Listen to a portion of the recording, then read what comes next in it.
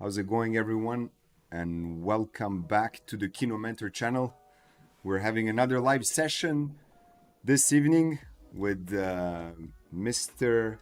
Oliver Obeid. As you guessed it, I'm gonna bring him up live in a second. And before I do that, I just want to introduce what we'll be talking about tonight.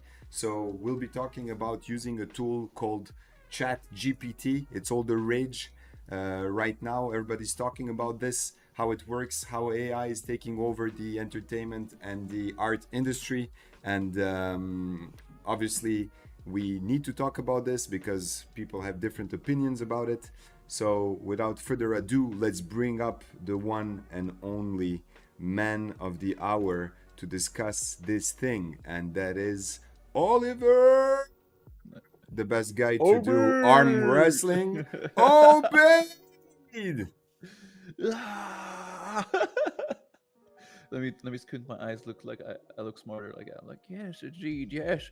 No, now AI you cannot is get taking out. over the world. You can't get out of it. Now you need to show your biceps and how fucking strong you are. Oops.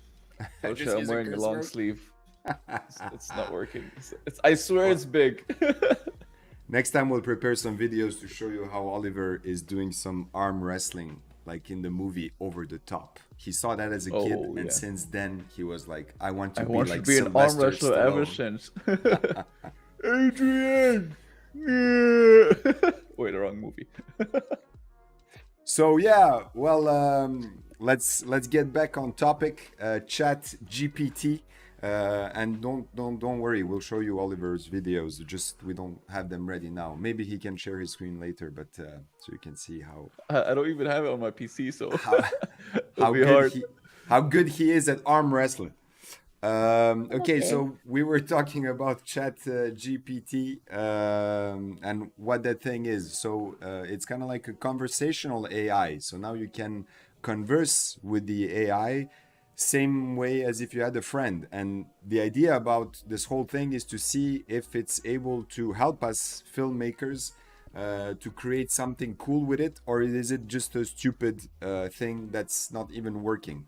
So that's the idea. Thing that's not even working. Exactly. And by the looks of it, it works. It seems to be working fine. Because you have a lot of advertisements out there of some apps, and then people are like, "Oh my god, this app is so good," and this, and you try to use it, and you're like, well, these fake people. Why are you trying to? yeah. Make it I look mean, like I thought I took that with a grain of salt when I tested it the first time, and actually, I gotta say that I was amazed by how well it works, and that we're gonna test it out right now. But the thing is that Oliver hasn't seen this, so I've tested so it out it's a my little bit. first time, just like you guys. He just told me about it, and I said, "Don't explain anything to me." So let's see it on the live because I want to see what it is about. Just like you, I want to know everything about it. I just read a little thing about it saying that they created it so it can answer your questions, have a conversation. Kind of like it even has more or less emotional conversations, right? That's how they try to make it like it's as realistic as possible. Well, And I it will mean, not answer any bad questions. Like if you say something rude, it will not answer to you. So let's see. yeah, the idea is, I mean, obviously, is to we're not gonna use any weird queries, but the idea is to see if it can really be helpful for someone that's beginning as a filmmaker and have Maybe a some script writing and answers. stuff like that. Yeah. Yeah, but not even jumping on script writing would be like simple stuff that you might be encountering and be, have your answer. Like you see something and somebody says, what is this, what is that, and you just like type it in and see if it's gonna give you an answer that works. And generally all the tools up until now that we tested before I think we did also live stream with Oliver and before, where we weren't really convinced with using AI tools to create storyboard imagery or maybe for concept art, but it wasn't still there to be able to create a sequence. But now, since this is text based, let's try it out and see So let's see if it's like how. a text version of Alexa. One more thing also, that now it's well, you'll see it's a bit more advanced than that. And one thing now, this is locked in terms of like not everyone can use it. It's on a testing basis now, so they allowed only a lot of people to test it out and to make it work and provide them feedback. So let's see now what happens if we put down a query. So Oliver, what would you have answered as a filmmaker and ask the AI to answer? Uh, I'm just gonna well, how type it in. broad would the question be? To be honest, like I Well, haven't. okay, I'm Like, gonna help you out. Let's try would like it be this. more to like questions about cameras It or can be how to get anything. things down? That's the Uh, beautiful thing about it. It can be so anything. literally anything in Anything, my whatever mind. you can think about it, just ask. Okay, how can I get Sylvester Stallone on my film? How can I get Can it be that? Okay, I know I'm hitting a hard ball and a curveball right now, but like Stallone I to want to see act how in far. my movie? Well, I want to we're see if we gonna can answer a random send that question like question. that. And then you have the question, and then you wait. And generally, you don't wait too long before you get the answer. And it says, if you want to get Sylvester Stallone to act in your movie, there are a few steps you can take. Number one, write a script. First and foremost, you will need to have a script that you believe will firmly interest Stallone and he would be suitable for. Make sure the script is well written and compelling, as this will make it more likely that Stallone will want to be involved in the project. Number two, connect with his representation. Stallone is represented by a talent agency or management company which handles his acting work. You will need to find out who represents Stallone and contact them to express your interest in having him star in your movie. Number three, make a pitch. Once you have a script and have connected with his representation, you will need to make a pitch to Stallone and his team. This should include an overview of the project, your vision for the movie, and why you believe Stallone would be a good fit for the role. Number four, negotiate a deal. If Stallone is interested in your movie, you will need to negotiate a deal with him and his team. This will involve discussing things like his compensation, scheduling, and any other terms that need to be agreed upon. And finally, keep in mind that it can be challenging to get a well known actor like Stallone to star in your movie, especially if you're an independent filmmaker or if this is your first film. However, if you have a strong script and are able to effectively pitch the project to Stallone and his team, there is a chance that he may be interested in participating. So, what do you think about that answer? Yo, that is first of all that is insane. Like it's thought of everything, and the only thing missing is that it would tell you who the The phone. agency is. Yeah, Like yeah, the phone that is number. it. It'd be like, this is the agency in case you want to contact him. Yeah. But other than that, yo, like not only does it give you all the points exactly, and it's true, it is 100% correct. There's nothing wrong in what it said, and even the ending, it's like it gave you a conclusion Yeah. as a personal opinion. Like it is basically a personal opinion So of an AI. That is amazing. should we give it a like? Like. Yo, triple like, man. This Submit is feedback. insane. So Submit if you don't feedback. like the answer by any chance, for example, You you can can press sub dislike, no, and you can they press would get dislike feedback. and That then you is can give nice. feedback. Yeah, or if you like it, you can also give additional All feedback, right, which helps it so train even further. Now, okay, so you're happy with this answer. Let's have yeah, another one. let's go. Okay. Something more technical. All right, something more technical. Let me put you full screen while you think about it. Let's say, how can I become a composer like Hans Zimmer or something like that? How can I? No, not actually not how I come. How can I polish my skills to become? Should we go Hans Zimmer or should we go film?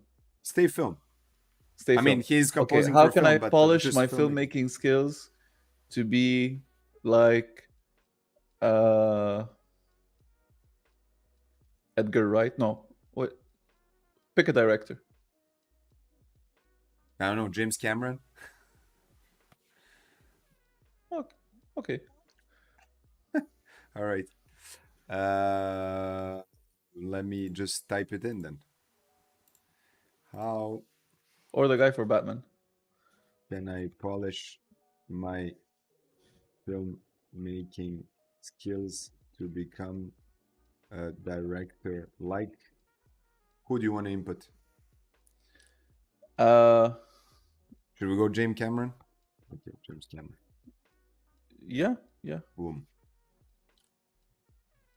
It is thinking. Here are some steps you can take to improve your filmmaking skills and become a director like James Cameron.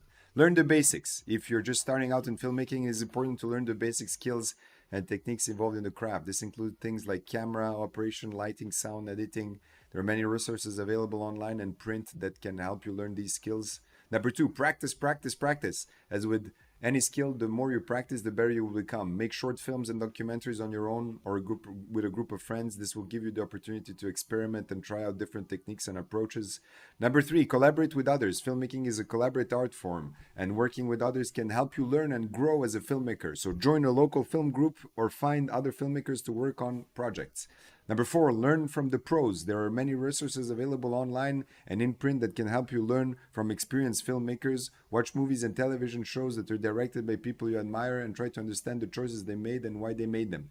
Number five, keep learning. The world of filmmaking is constantly evolving, which is true, and it is important to stay up to date on new techniques and technologies. Attend film festivals, workshops, and classes to stay current and continue learning.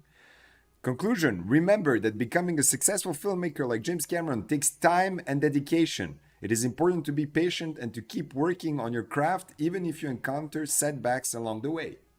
Nice. So it is generic, but it's not too generic. Exactly. They don't go specific,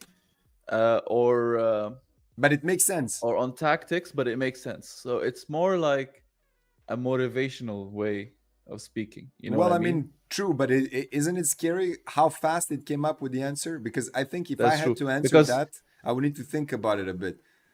exactly. And the thing is, like, okay, even though it is kind of like this motivational, like, you got to do this, you got to do this, they did say a lot of, like, okay, it's not bullshit. The thing is, if they were saying, oh, just work or just do this and just do this and you'll become better. But they did go with like correct terms. Like, for example, practice makes perfect. Okay, sure. But they did say that working with others, which is a very important thing in filmmaking, they did say things about doing film fest. No, did they say about film festivals? No, they said about making Well, that documentaries you and all should these things. collaborate. Yeah, you should go to film festivals and Collaborate. workshops and classes and stuff like that. Yeah, and they said something right, which is watching behind the scenes, I think, or something Yeah. like behind the scenes. Basically this, which is also very important. So yeah, that's a that's a pretty good answer.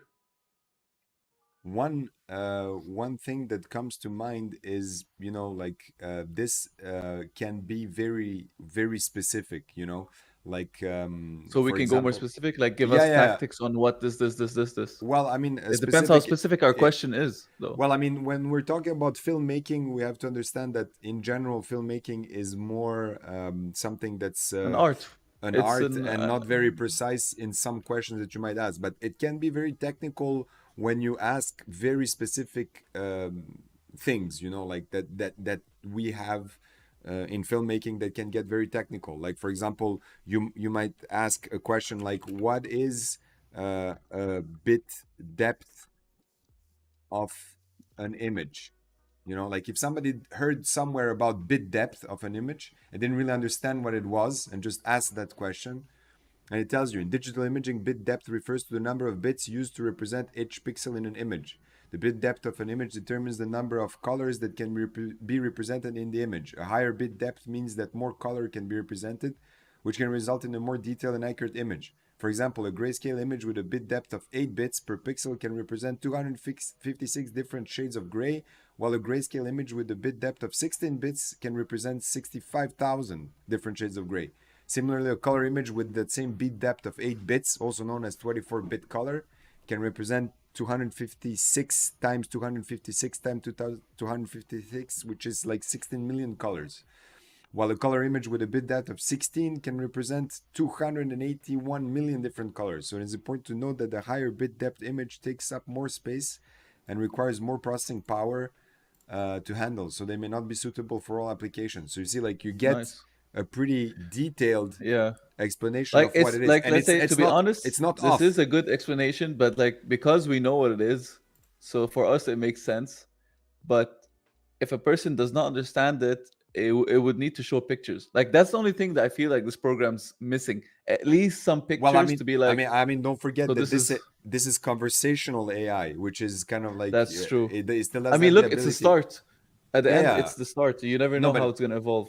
yeah, but it's scary to see how accurate it is and how fast it is, because the answer is not, in this case, when we're talking specifics, we do know what bit depth is, and obviously Yeah, it would require but 1 hour to explain with examples, yeah, but and you it's know what I accurate. liked about it is that, for example, if you Google like what is the same question, some articles are too long to read.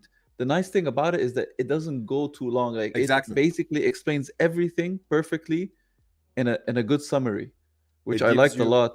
yeah, it gives Hmm. you Now I'm trying to think of a question that I want to see a summary of that I know probably would be very long to explain. uh Maybe okay, try.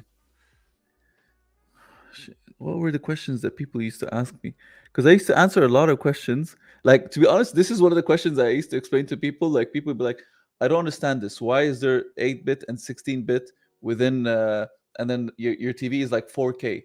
So 4K means it's amounts of pixels. I'm like, yes, but within the pixel, you have the depth inside the camera. So that's the more depth, the more you can, use it to color grade or to put like sci-fi things and stuff like that. Because then it has every pixel, so you don't have like that whole what do you call it, green overlapping on your hair and stuff like that. So I try to explain it like that to people because you're basically like, I know how it works, it's just hard to explain.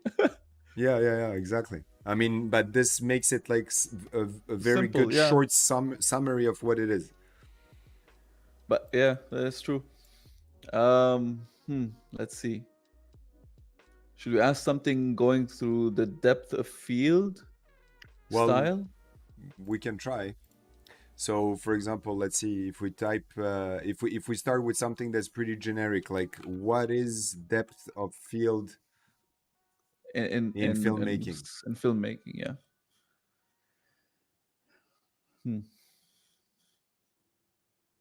Let's see This what it's should be gonna like give a us. two-liner, In I think. filmmaking, depth of field refers to the distance between the nearest and the farthest object in an image that are in sharp focus. A shallow depth of field means that only a small portion of the image is in focus, while a deep depth of field means that most or all of the image is in focus. Depth of field is an important creative tool in filmmaking and can be used to control the viewer's attention and draw focus to a specific element in the frame. Shallow depth of field can be used to isolate the subject from the background, while a deep depth of field can be used to keep both the foreground and background in focus. Deep depth of field is controlled by several factors, including the aperture of the camera lens, the focal length of the lens, and the distance between the camera and the subject, which is like absolutely clear. Like, that's the number one thing I was always explaining. Aperture is the most important factor. With a wider aperture, a smaller f-stop number, resulting in a shallower depth of field, and a narrower aperture, a larger f-stop number, resulting in a deeper depth of field.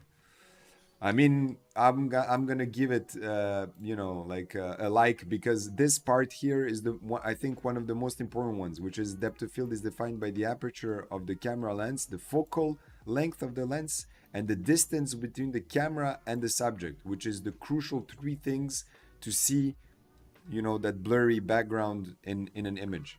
And I believe it has a nice introduction. I don't know what you think, but No, for me, that's why I clapped. I was like, are you clapped? All right. Let me yes, put I that was in a full silent screen. clap, so it doesn't annoy you when you're talking. I was It's like like, a silent clap. bravo, bravo. Bravo, très joli. I don't think I would have ever explained it this good, but yes. Oh man, like it's that like I'm like, so my cousin was like once telling me, he's like, when we're shooting a film, I was like, yeah, but for this, for shooting something like this, we would need like a Red or an Alexa and stuff like that. And he's like, why? I'm like, because you can't get that same depth of field in a DSLR and everything. Like this is back DSLR days before the mirrorless, because now it's like getting better. So you can get more or less same kind of look, but it's still not the same. And I would explain to him, like, no, you see, like here to there, you can get all of that all in focus and with so much detail. In the camera, you cannot get all of that in detail. You understand what I mean? Yeah, exactly. Yeah, I mean, So and I'm he like, was like, because you have to, especially for non-filmmakers, you have to like explain it in a very basic way. yeah, well, So I mean, yeah, and this is where this is what you get here. You know, that was also one of the questions I was asking myself is like, would you need to have a filmmaking course if you can get all of your answers answered with Chat GPT, right? So you would go and, I mean, obviously and you would need to know what depth of field is to be able to ask that question, but still you get yeah, an of answer course. that's pretty pertinent. It's like an answer that makes sense. It's not a stupid answer. It's not something generic either because it's like very focused and gives you exactly the answer that you're looking for, but also in a way that you can understand. So it's not convoluted or weird, or it doesn't seem like it's sourced from different articles online and then, you know, mishmashed into Yeah, an yeah, answer. at all. It looks like it's someone explaining it to you properly. Well, I mean, I looked at some other options that you can do with this. Like, obviously, if you're doing code and whatever, you can ask it to code a web page for you and stuff like that. But that's like for another, What? you know, usage. But what we could ask it is, can you write a scene, for example, or That something? is I don't know true. what could Let's see be how a. it does with that. Can you write a scene of Can you write an opening film scene? An opening film. Can you write an action Can you write my script? I'll give scene? you the beginning part of it and you just write the rest of it. Yeah. I don't feel like finishing it. Can you write an An opening action scene scene for. of Can you a write dream? an action scene for? No. Can you write? Let's put it like this. Can you write an opening scene For an action movie? with two characters for an Movie. action movie? And if it's good, we'll film it. Okay, let's try it. Sure. Here's an opening scene for an action movie featuring two characters. The scene opens on a busy city street. A woman, Jessica, is running down the sidewalk, dodging pedestrians as she goes. She's being chased by a man, Johnny, who is brandishing a gun. Jessica is out of breath and her face is contorted with fear. Jessica, breathless. Please, just leave me alone. I don't have what you're looking for. Johnny, angrily. You're lying. I know you have it. Now give it to me or I'll shoot. Jessica turns and ducks into an alleyway, hoping to lose Johnny in the narrow space. She leaps over a trash bin and ducks behind a stack of crates.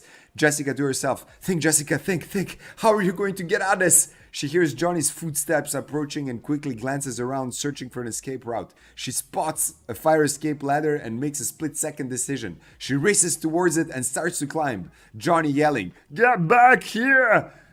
Get down. Jessica, Listen to me. Jessica reaches the top of the ladder and pulls herself onto the roof. She takes a moment to catch her breath, then starts to run across the rooftops, hoping to lose Johnny in the maze of buildings. The scene cuts to Johnny, who has followed Jessica onto the roof. He's panting and sweating, but determined to catch her. He raises his gun and takes aim. Johnny, threateningly, "You're not getting away from me now!" As Johnny fires, Jessica ducks behind the ventilation pipe and the bullet misses its mark. She takes off running again, ducking and weaving through the obstacles on the roof. Johnny gives chase, determined to catch her. The scene ends with Jessica and Johnny racing across the rooftops, their fate uncertain. Yo. That's crazy, like, come on. What?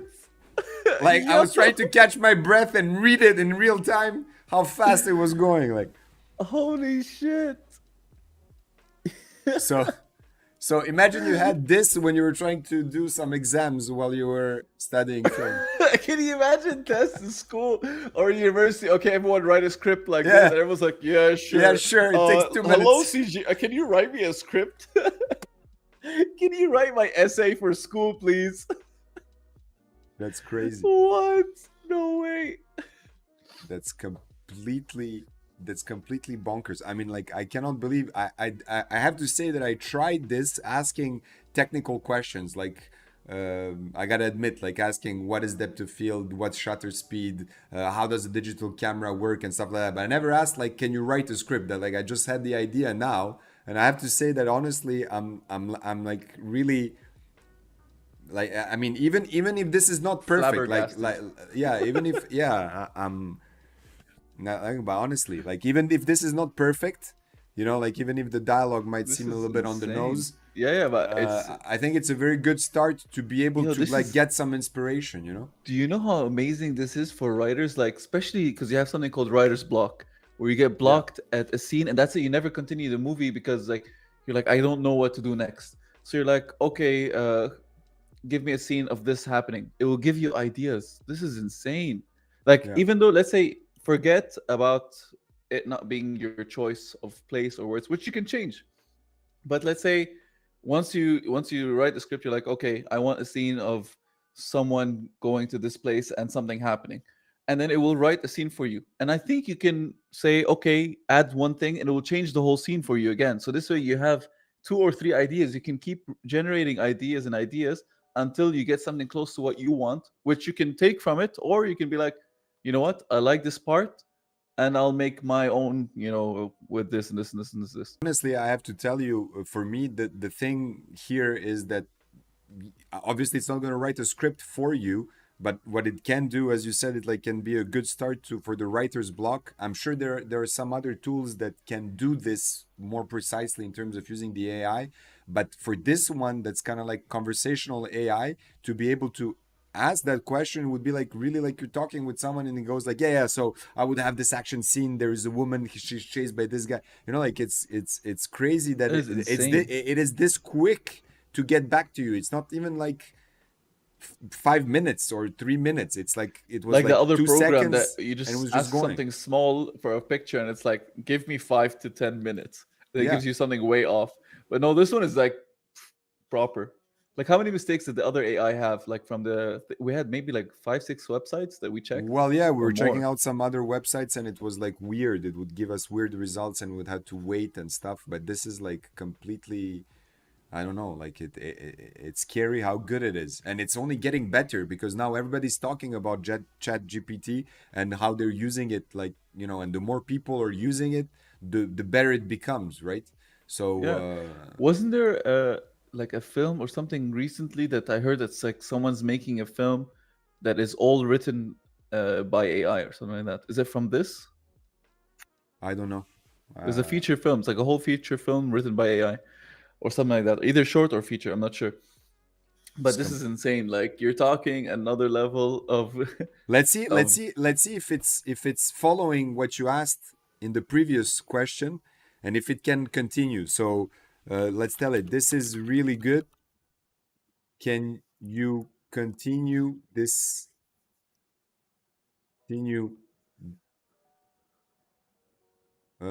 story? this scene. No, it's right. Can you This scene, continue yeah. this scene uh, uh, in space or something? Like, say, can you continue the scene including aliens? Like, let's add on to it to see how she develops that. All right. Sure, here's the continuation of the scene, including aliens. As Jessica and Johnny continue their chase across the rooftops, they both hear a strange humming noise coming from above. They look up and see a spaceship hovering overhead.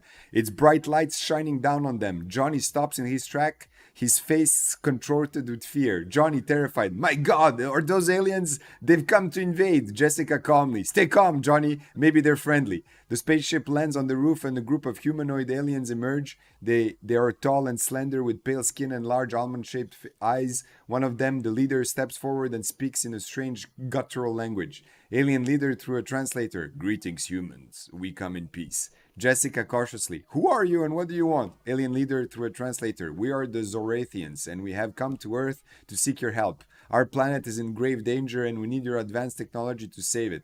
Jessica skeptical. And what do you expect us to do about it? Alien leader through a translator. We have heard that you have developed a weapon that can destroy entire planets. We believe this weapon could be used to stop the asteroid that is headed towards our world. Johnny fearfully. You want us to help you destroy a planet? That's crazy. Jessica thoughtfully. It might be our only chance to save their world and ours. We have to at least consider it. The scene ends with Jessica and Johnny looking at the aliens with a mixture of fear and determination, unsure of what their next move should be. So Nice. Although one comment here that is insanely good, but there is one comment. The previous script, Johnny and Jessica were fighting each other. And all of a sudden they're friends. Well, I mean, look, that, exactly. Yeah, but but that makes sense because they both saw a spaceship. They both saw a spaceship, and they're like, let's. But stop, I mean, the way she talked to him, she's like, Johnny, just chill. Like, what? Yeah. why are you telling him to chill? He's not your friend, you know. Yeah. So that's the only thing, but everything else, I'm like, yeah, that's pretty good. Let's try to do this. Can you rewrite the scene with Johnny being teleported to the spaceship before the aliens talk to Jessica? Let's see if it can. Nice. Okay, that's a. So Johnny gets zapped onto the. Sure, here is the scene with Johnny being teleported to the spaceship before the aliens talk to Jessica. As Jessica and Johnny continue their chase across the rooftops, they both hear a strange humming noise coming from above. They look up and see a spaceship hovering overhead, its bright lights shining down on them. Johnny stops in his tracks, his face contorted with fear. Johnny, oh my god, it's aliens, they've come to invade. Before Jessica can react, a beam of light shoots down from the spaceship and envelops Johnny. He disappears with a loud whoosh, leaving Jessica alone on the roof. Jessica shocked. Johnny, what just happened? Well, that's stupid, but whatever. The spaceship lands on the roof and a group of humanoid aliens reemerge. Like, come on, this is crazy. Like, it took what it mentioned before and just rewritten the whole thing. Yeah, it actually wrote it better at start. At start, it wrote it better. It actually made sense. Like, they continued the chase and everything. This is, Oliver, honestly, this is like completely crazy. Like I cannot believe that that something like that exists. It's just completely off. Okay, so we lost Oliver, but he'll be right back. But honestly, guys, when we look at this and we think about how this works, it's completely insane. So stick with us. I'm just gonna get Oliver back. Oh, there he goes. Hello. So I was just saying how crazy this is, because like honestly, when I thought it was gonna be pretty generic. I thought it was gonna be something where actually you just type something, you get something that's kind of like generic, not too generic. But I mean the scary thing about this is that it's definitely not a thinking machine, but the way that it is replying to the previous question starts to make you think that it's a sentient thing, like something that thinks, right? Because I mean, of course, a computer can keep back whatever it has stored in memory, but and this is kind of like a chat, so you're chatting to it, so it keeps in the back of its head, if you will, whatever we were talking about. But to be able to rewrite this fast, I'm kind of like amazed. I mean, this is like crazy. I'm still. What's your CPU process? Ask her that. How fast can you think? Just wondering, how fast are you able to process questions? No. How should we formulate this? Just wondering how fast can you process or formulate questions? Answers. Your answers.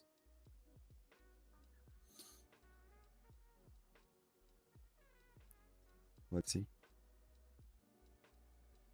As an artificial intelligence, I'm able to process and generate responses to questions and prompts almost instantaneously. My responses are generated based on the information that has been programmed into me and my ability to understand and interpret language.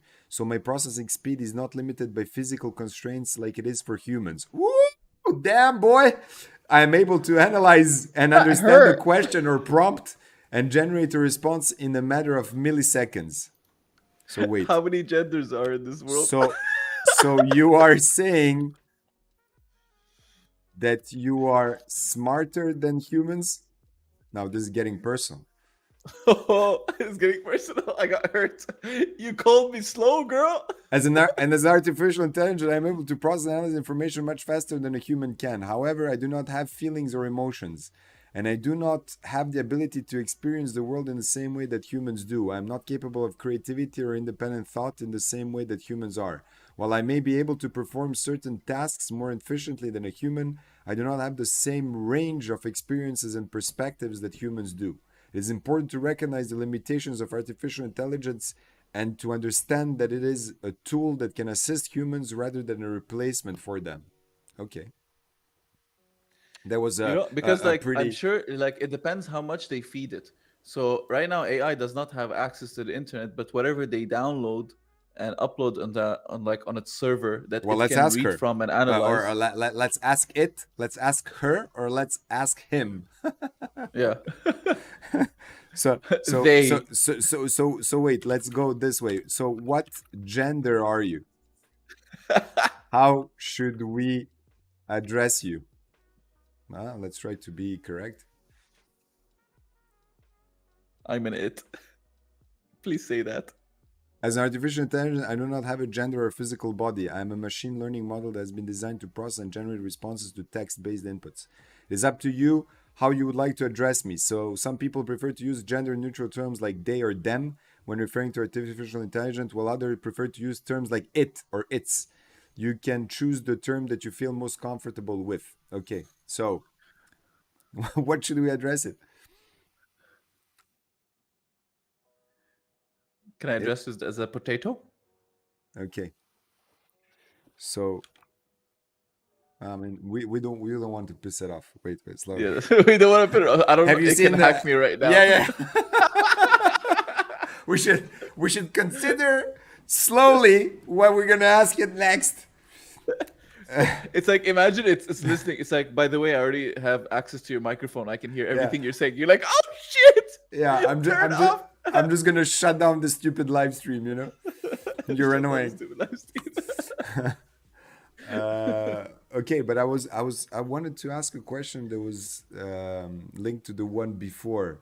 So let's say she, I don't know why. When I see AI, I think of it as a lady, like in the movie, you remember from Spike Jonze called Her, with Yeah. he was To be talking honest, and chatting with it an was artificial always a girl. intelligence. Like remember the one for what do you call it? That he creates an AI girl and Yeah, then Her. It was called Her, I think. no, before that. So Her came out. It was amazing. Her, by the way, I love the movie and everything.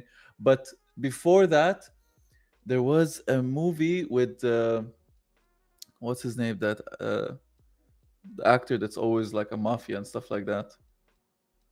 Shit, how do I forget their names? What is up with me? I don't know. It's a maybe we should ask the artificial intelligence. What is this old movie about a bot? What movies have artificial intelligence as a subject or as a theme? It was like it's at the tip of my tongue, but I can't remember it. It's about this There are many movies that have artificial and I don't intelligence know as a why theme. I can't remember the actor's name. He's like famous. He was literally on my head. Al Pacino? Yeah, Al Pacino. Al Pacino was the actor. The Matrix, the science fiction classic explores. So it started answering and it just stopped. it started and then it stopped. Okay, it got confused. Too specific, maybe. I don't know. Simone. Now I just remembered. Ah, It just said Remember? network error. There was an Uh, error generating the response. Maybe it's do you yeah, remember the yeah. movie Yeah, Simone, 2002 yeah, film yeah. If Simone? it was like I don't know if it was like pronounced S1M1 or Simone, yeah. Yeah, Yeah, yeah, yeah. I remember. Simone, but Yeah. the whole concept in the movie that's like S1, like Sim1 or something like that. Sim1, yeah, Sim1. Simone, yeah. Um I had an idea of asking a next question. It uh wait. So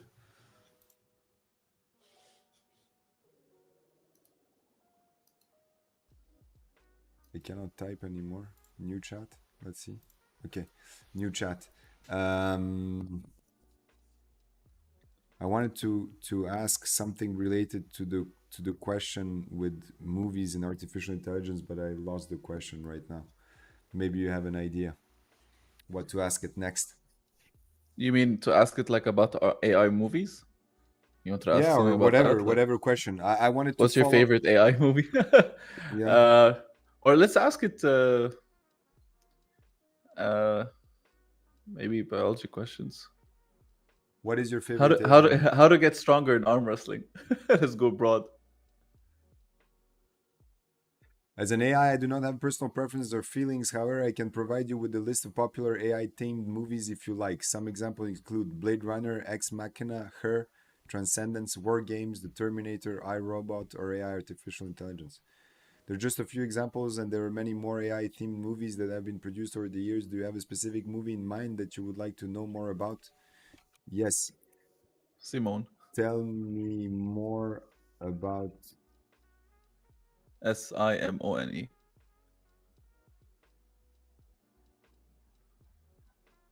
I'm sorry, but I'm unable to find any information. Would call. Okay.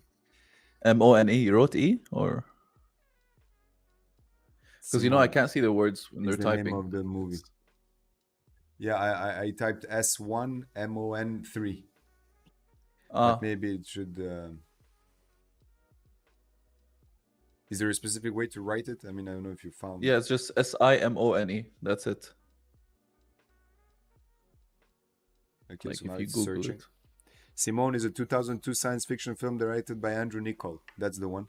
The movie stars Al Pacino as a film director named Victor Tarensky, who creates a computer-generated actress named Simone, played by Rachel Roberts, to replace his leading lady who has left the film. The film explores themes of artificial intelligence and the blurred lines between the real and the virtual. It received mixed reviews upon its release and was a commercial failure at the box office. Boom. Really? So that's how quickly it replied to that answer. Okay. But I like that film. All right. Next question. So what should we ask it? It's crazy. Like what can be done with this? How can I get strong in arm wrestling? I want to see if it's such a random question. If it can answer it, Yeah, I think it can. I mean, it's gonna answer like you need to it's build gonna up tell me practice and mass. stuff like. Yeah, yeah, yeah, yeah.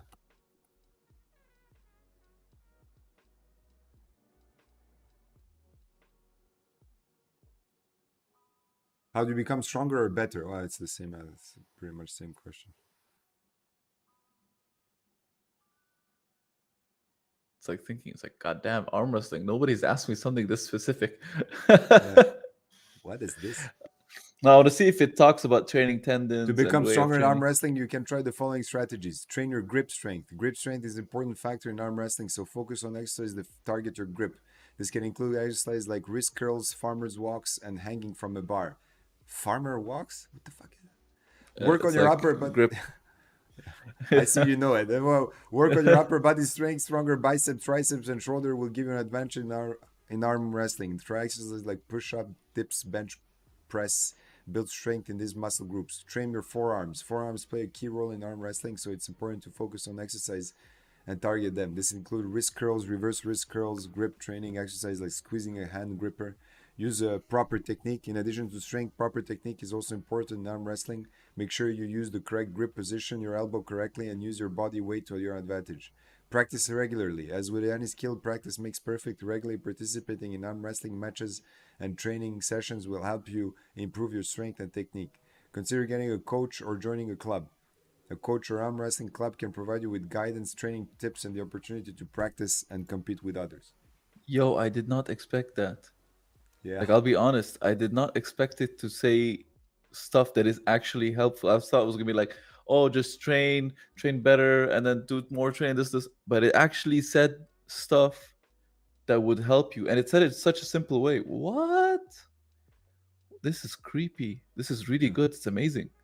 Yeah, it's pretty it's pretty accurate. I told you. It's not like just something I was testing it with some questions that are very That is specific, insane.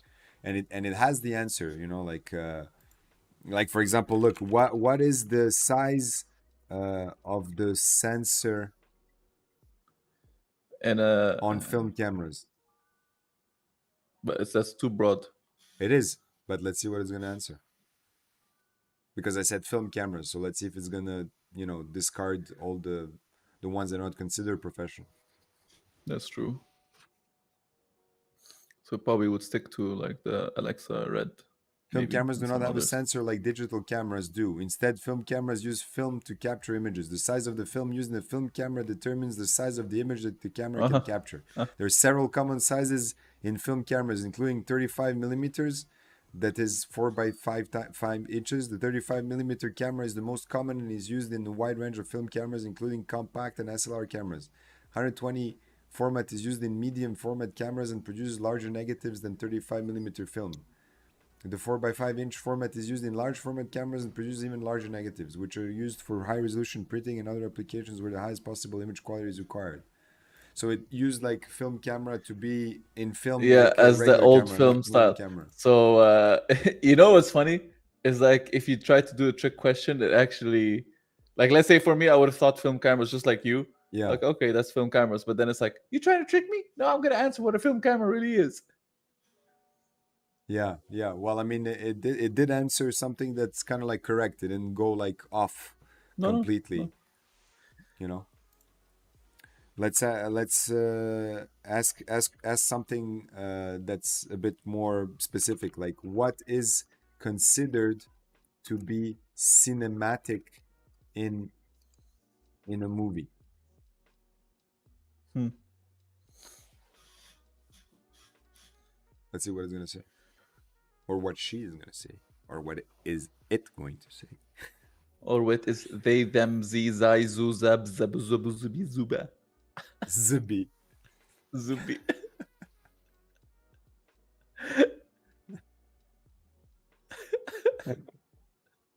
Cinematic refers to the visual and narrative techniques used in the film to create a certain atmosphere or mood. It can encompass a wide range of elements, including camera angles, lighting, framing, composition, editing, sound design, and music. Cinematic techniques are used to create an immersive and engaging experience for the viewer, and to convey the themes and emotions of a story. Some common elements that are often associated with a cinematic style include sweeping camera moves, dramatic lighting, and a focus on visual storytelling over dialogue. Ultimately, what is considered cinematic is subjective and can vary depending on the individual viewer and their personal aesthetic preference. Hmm. Not bad. Yeah, Bad answers. it's pretty spot on. Yeah. So, should do you have an idea of something that's even more specific? Uh, How do you, let's say, how do you define rhythm in editing a film scene? let's see if it answers this whole blink of an eye or three Yeah, second rule. let's see. I want to see if we ask it like, what do you think is the best DSLR, or what is the best editing program, or maybe drone or something like that, to see if it actually gives like its own opinion of what the top is. In film editing, rhythm refers to the flow and pace of the edited footage and how it contributes to the overall tempo of the film. It is created through the use of cuts, transitions, and length of shots, as well as the placement of key moments and the use of sound and music. A film editor has the ability to manipulate the rhythm of a scene by choosing where to cut and how long to hold each shot.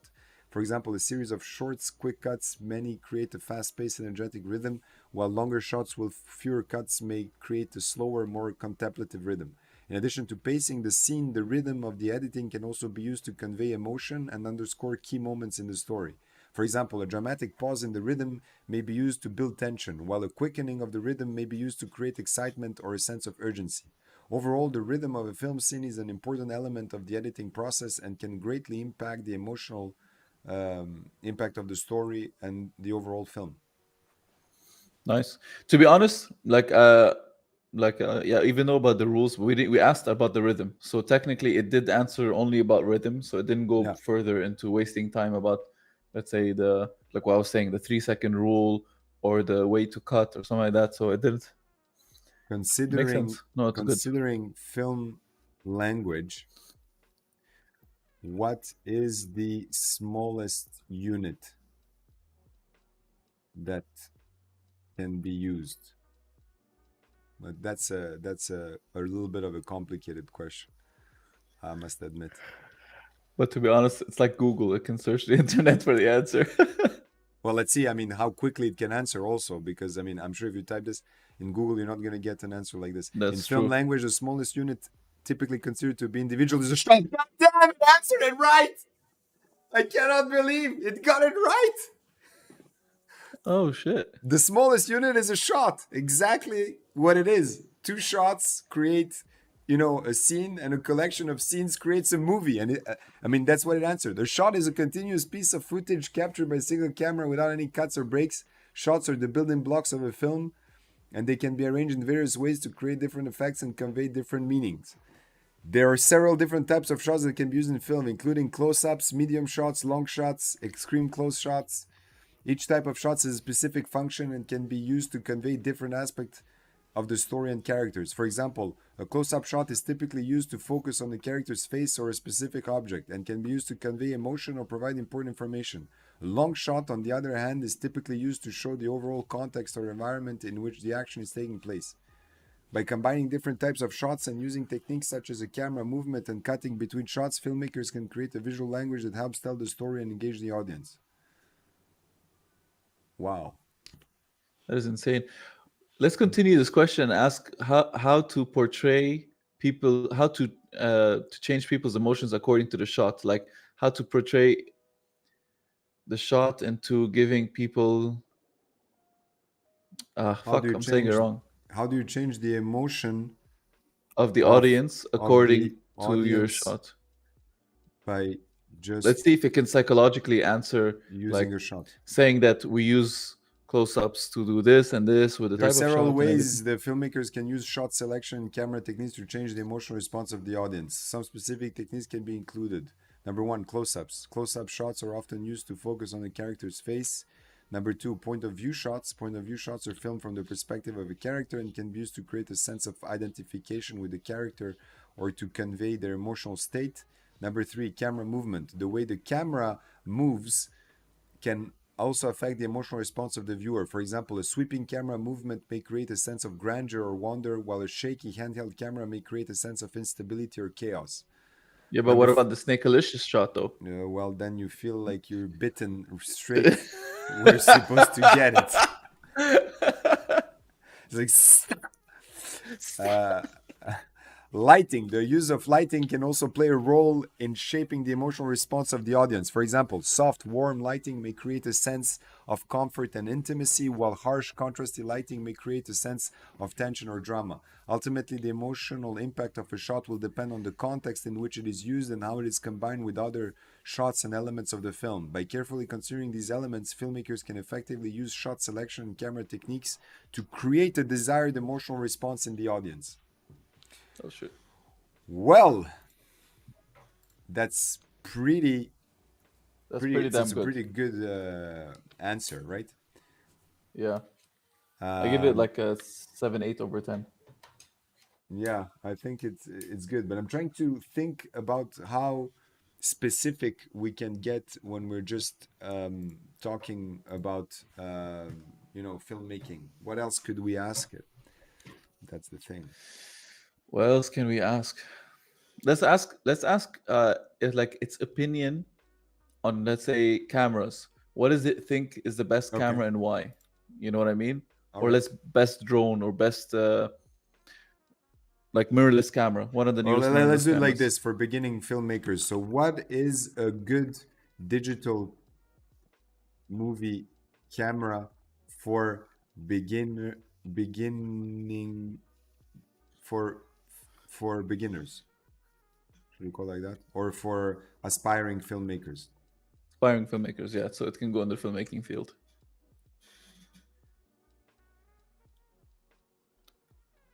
Film makers. Boom. There are many digital movie cameras on the market that are suitable for aspiring filmmakers, and the best choice for you will depend on your budget, desired features, and the type of film you want to make. Some popular options for digital movie cameras include Canon EOS C100 Mark II. This is a mid-range camera that is popular with indie filmmakers. It offers excellent image quality and range of features, including a flip-out LCD screen and a dual memory card slot.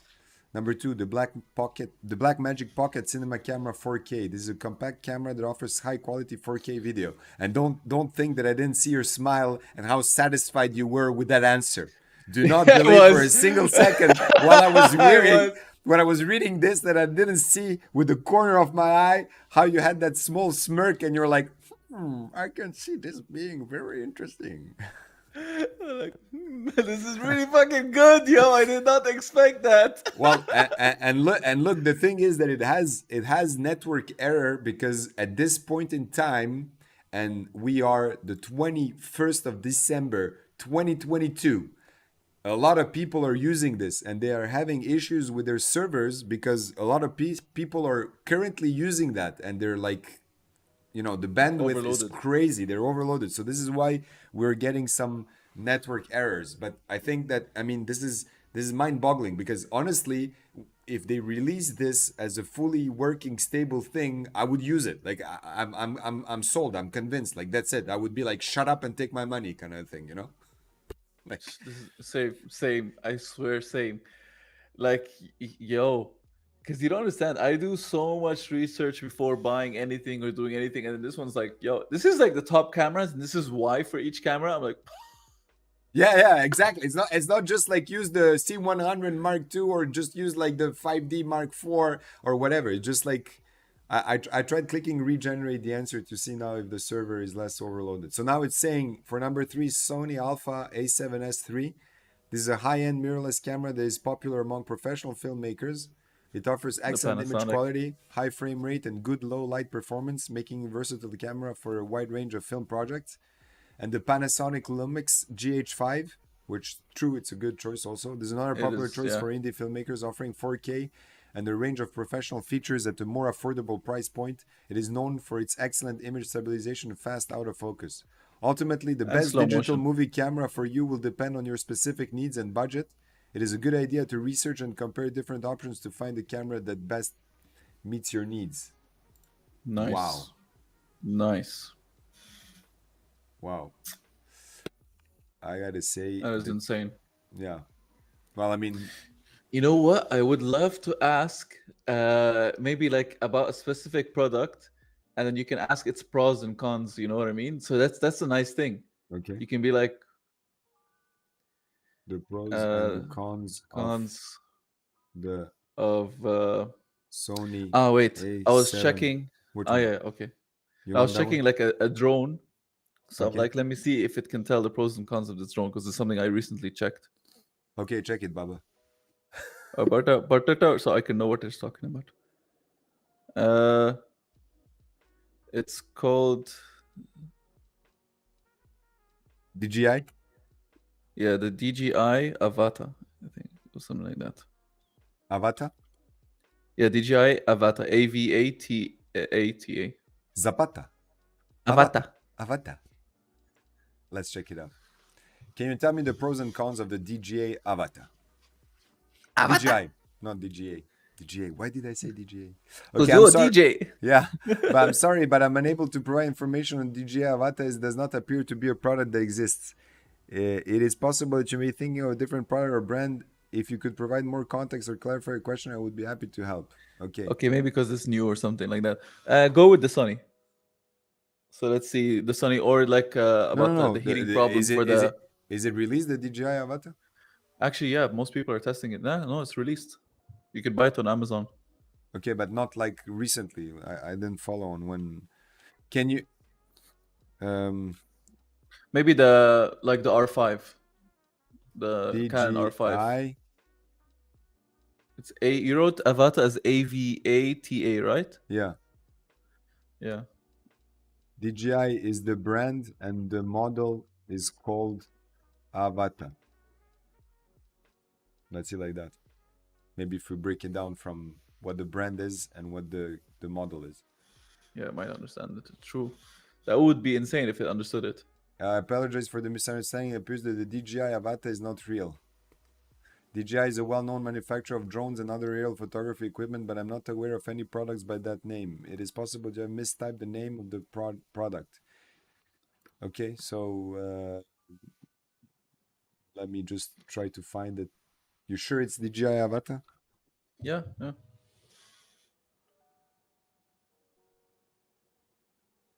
It's like a Okay. first-person drone.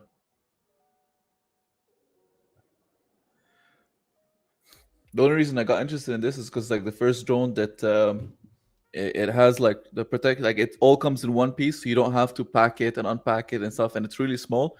And it also, if it hits something, it So doesn't fall or I'll anything. So send it's like I'll send her the link. I'll send you the link. You can actually send links here. Yeah. I apologize for the confusion. The link you provide leads to a web page that is not accessible. It is not possible for me to provide information on product that does not exist. Because Okay. it's not So connected to the internet. It will be. By the way, that's really messed up if the AI is connected to the internet. But let's try with the, let's say, the Canon the R5. Let's see the pros and cons of the R5 if it knows about the heating and all that stuff. it's a mirrorless, right? Yeah. So can you tell me the pros and cons of the Canon R5 mirrorless camera? The Canon R5 is a high-end full-frame mirrorless camera that is popular among professional photographers and videographers. It offers a range of advanced features and excellent image quality. Here are some potential pros and cons. Pros: excellent image quality with 45 megapixel resolution, excellent low light performance, fast autofocus and high frame rate for fast action, wide dynamic range and excellent color reproduction, 5-axis in-camera body stabilization, can record 8K video and has a range of advanced video features, has dual card slots and a flip-out touchscreen LCD. The cons: it's expensive compared to other mirrorless cameras on the market. It's heavy and bulky, may not be portable as some other cameras. It can generate a lot of heat when shooting long video clips, which may limit the length of continuous shooting. There you go, you just mentioned it at that. Some users have reported issues with battery life when shooting video. Overall, the Canon R5 is a powerful and versatile camera that is well suited for a wide range of photography and videography needs. Its high price and some potential for performance limitations may make it less suitable for some users, but for those who need the advanced features and excellent image quality it offers, it can be a great choice. Wow. Nice. Like, I mean, you just don't need to go and research. yeah. Like this tells you basic A to Z everything about it, and then it gives you its own opinion on the bottom part.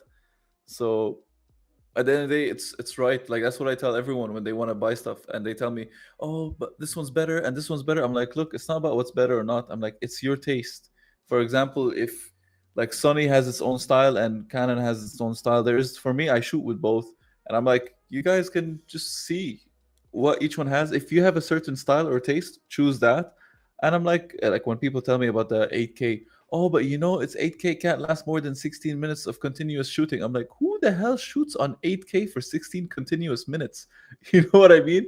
Like in any movie, Yeah. you shoot for like maximum 30 seconds to 2 minutes. Well, I mean, For a except if scene. it's a long take, whatever. But then you Yeah, take one of that this into like long yeah. continuous takes from one side to another. But yeah, I don't know. No, but I Personally, I was mean, like, I mean, honestly, it's kind of like a conversation that to be able to get this kind of like information, you would need to spend like 20 minutes reading different blogs and different websites to get up all until this information to out. get all this Yeah, and the thing is now that when we're both talking together about this is that we can kind of like say fact check this because we know about that already, and then we can see if the answer is correct or it's like correct or total not, and if it nonsense, right? actually gave real pros and real Yeah, cons. So pertinent answers that can be useful to people and not just like something that's generic. And it gave a pretty nice nice explanation, I believe. I don't know, you have more experience with the R5. Let's yeah. No, it gave a very good explanation. Let's compare two cameras or something like that. Let's see how it does that. Can you Or compare two things. I don't know. can you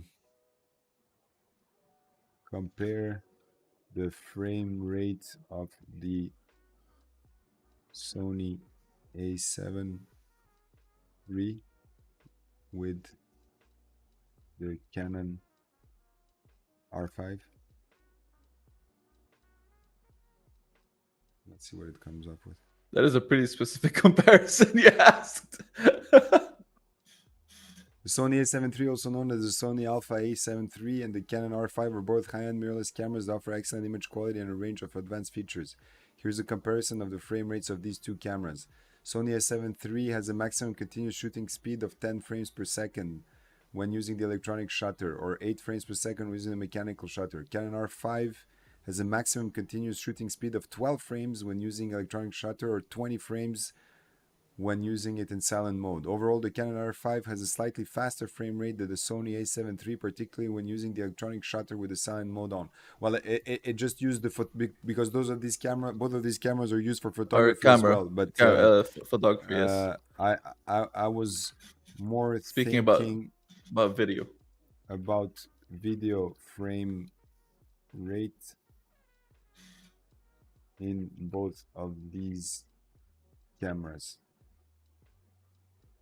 Let's see what happens. I mean, we can go on forever with all these questions. Like, it's crazy. Yeah. Let's see if it talks about the Sony, if it tells it about how... So it says, here's a comparison of the video frame rate of the Sony A7 III and the Canon R5.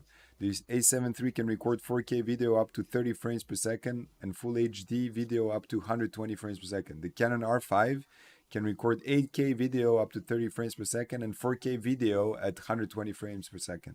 It can also record Full HD video at 120 frames per second. So overall, the Canon R5 has a higher maximum video frame rate than the Sony A7 III, particularly when shooting 4K video.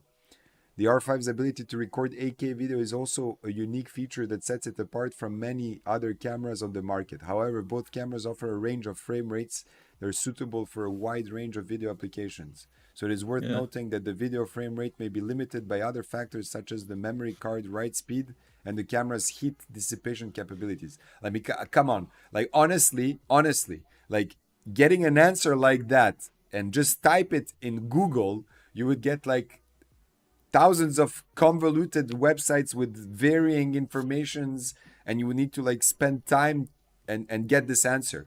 Like, simply put, this to me is the same as if you asked a professional someone that is filmmaker this and giving question. You a non subjective, biased, it's non-biased kind of answer. He's literally spinning. Like, it's a guy that's telling you facts about both cameras, is not with or against any camera, and just says it as it is. Like, wow, this is amazing. I am loving this.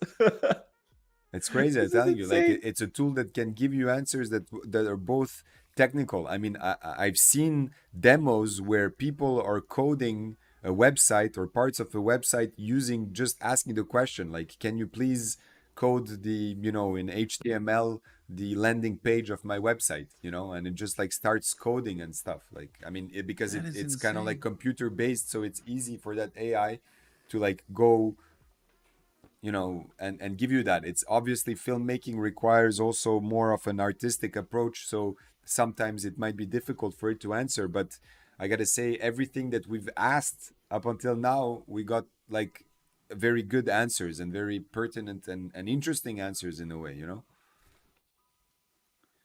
I don't know. I'm still amazed. I'm just like, this is insane. This is so nice. I have never seen something this nice in my life, and I'm just like, it's like that's the word for it. It's just amazing. It's nice. This is what we need. Yeah, it wasn't the AI we expected, but it was definitely the AI we needed. The AI we needed. Can we go back it's not the AI you want, but the AI you need. to the scene with Jessica And what was the name of that dude? And Johnny. Uh, and Johnny. Can we go back to the scene with Jessica and Johnny? No, I'm sorry, but I don't have information about specific scene with Jessica and Johnny. If you could provide more context, detail about scene you're referring to. Okay, so can we go back? Maybe because it lost the... No, wait, we were... Oh yeah, yeah. So we were here. That was that the chat? No.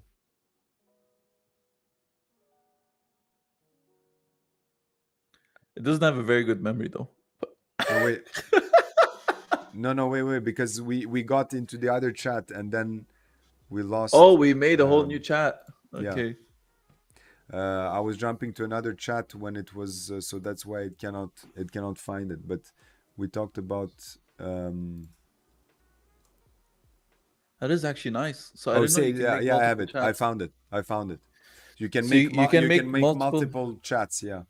So not one doesn't go over the. Oh, that's nice. So I found the thread where we had that chat before. So I'm just gonna ask the question again. Can we go back to the scene with Jessica and Johnny? Was it Johnny? Yeah. So wait, now it's regenerating the answer to what we asked, but it had an issue with the server. So let's let it finish. About the movies.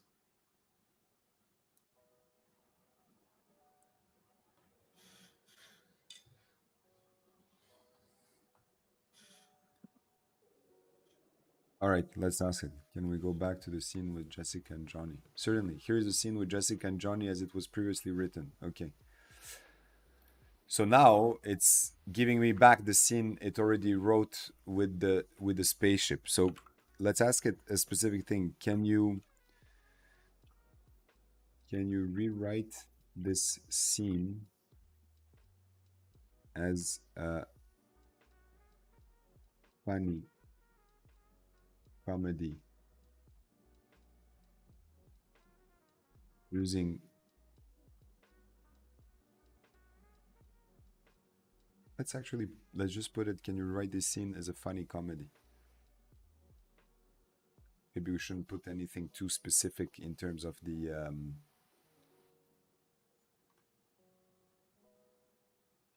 genre reference, like for example mentioning a specific movie. Or maybe we should, I don't know. What do you think? Yeah, I think we can say just leave it what do you call it? Like the vibe of Starsky and Hutch.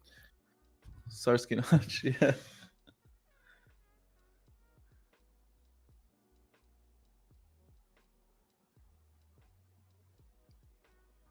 Sure, here's a written version of the scene as a funny comedy with the vibe of Starsky and Hutch. As Jessica and Johnny continue their chase across the rooftop, they both hear a strange humming noise coming from above. They look up and see a spaceship hovering overboard, its bright lights shining down on them. Johnny stops in his tracks, his face contorted with fear. Oh my god, it's aliens, they've come to invade. Relax, Johnny, maybe they're just like lost tourists looking for an Empire State Building. The spaceship lands on the roof and a group of humanoids emerge. Alien leader. Greetings, humans. We'd come in peace. Johnny nervously. They're not from around here, are they? Jessica sarcastically. No, Johnny. I don't think they're from Brooklyn. Alien leader through a translator. We are the Zorathians, and we have come to Earth to seek your help. Well, it started rewriting the dialogue in more of a cheeky way. Yeah. Yeah, so it's good. It's not bad. I really, I gotta say, I don't understand honestly how this works, but they made a pretty good tool, and it's scary how good it is, because I mean, if it's now in a testing stage, how good is it gonna get in, let's say, 6 months? Yeah, insane. It's gonna be insane. And you know, like, because I'm seeing a lot of videos, even recently I saw some videos of people complaining about AI and how it's taking over the art industry and all that stuff. They're like, oh, it's writing scripts, oh, the AI is doing art now and stuff like that. And there's some people that are artists and using AI art and going in competitions or selling their art. So for me, I'm like, that's not a bad thing. I don't understand. Look, at the end of the day, we have to evolve. You know, it's like people that are hating on computers. Oh, what the hell is this computer? You know, back in the day, why are people is putting themselves on the phone so much on the computer?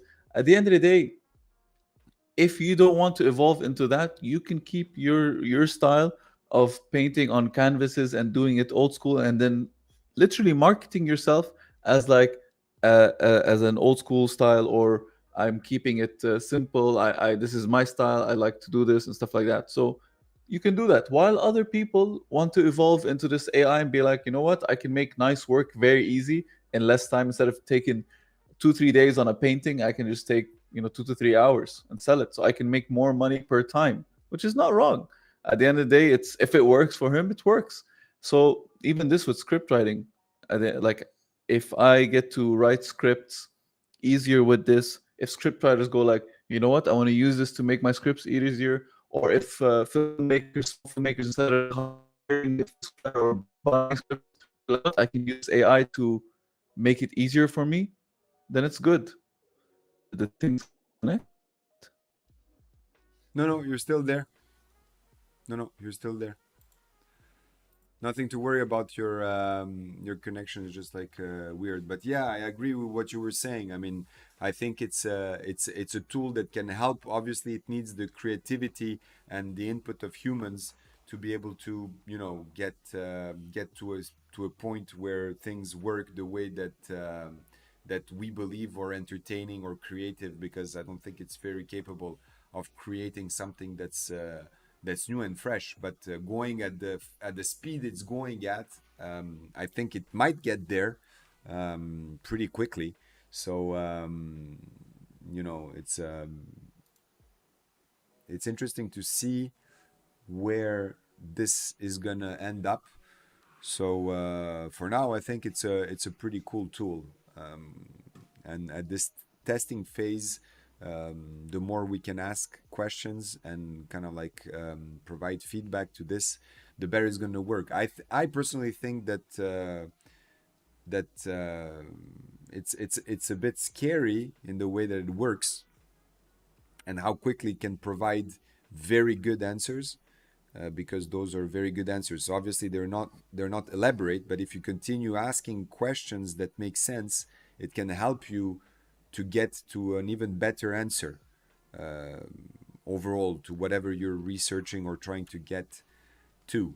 So, but the scary aspect is that obviously, if it gets so good by being able to analyze all the scripts that are out there and all of the elements that exist, and they're already made by humans in a way, it might be able to analyze them faster and to provide something that's the only limitation I see now. If it can, in a way, get creative with the output, then it's a real problem. And I think that that's what most of the artists are complaining about, is that now AI can generate very good imagery of a textual input. But honestly, I have to say that I have tried to create stuff, and I think we also tried to do it together on a live. But it just 7.3 million. Oh, Really? it, Yes, really. it just What do you do? wasn't I was a there. combat pilot in the RAF for 30 years. Yeah. Fair enough. I went all over the world and killed thousands of people, and it was wonderful. So they deserve to die. Oliver, do you are you still there?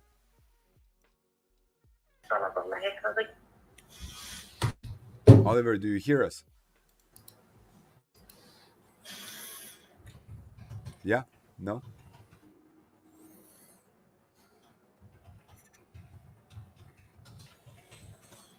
No, Oliver is not hearing us. Oliver, can you hear us? Still.